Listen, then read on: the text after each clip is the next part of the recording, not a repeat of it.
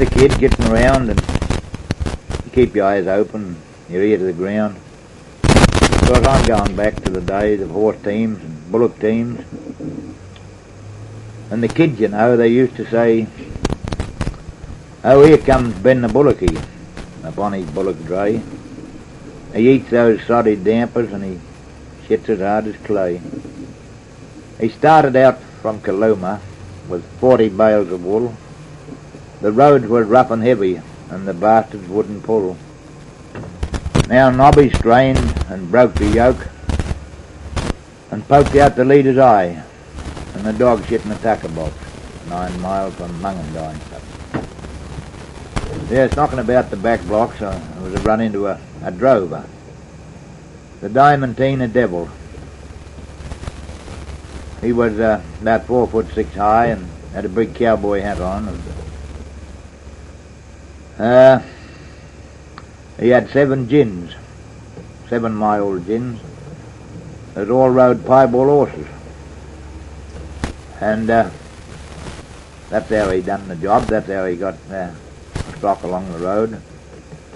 Another character I met was the barcooorat. The barcooorat never camped on a water hole. He always got a mile off the river or the creek and camped and carried water. And when I inquired from the barcooorat why he was a mile from water, he said, "It's the gators, boy. The gators will get the bloody horses." And never camped near a water hole or on a creek. But then again, I've had Northern Territory cattle on the road, and some of those old bullocks, you know, they've got a better brain than a human being. They're a very suspicious animal, and cattle that came from the Gulf where the crocodiles are thick, and even up after 3 or 4 years away from the north, and when you get into the southwestern Queensland onto the Culgo, and you've got 1,000 of these Gulf bullocks, they'll stand on the, even though they've been 2 days without water, they'll stand and they'll peer into the river for anything up to an hour. And at last a couple will trickle down and start to drink. The others are all standing there with their heads up and looking intensely into the water. And they're thirsty too, but then a little woolly wagtail, he'll go flick and he'll no doubt catch an insect on the top of the water.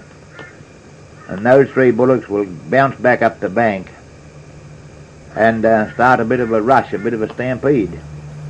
They might go a half a mile or a mile before you can settle them down. And it's 2 hours to get them back on the river, to get them a drink. Now they say that they're dumb animals, old Millenbry, the Aboriginal word for them. They say they're dumb animals, but yet 3 or 4 times a year you'll hear about people that go down into those northern rivers in the Gulf country and go paddling around after dark or go swimming, and they get taken by a crocodile. So I wonder who's the dumbest animal, the 4-legged old Millenbry or the Wither, the white man. The white man always seems to get himself taken periodically by a crocodile.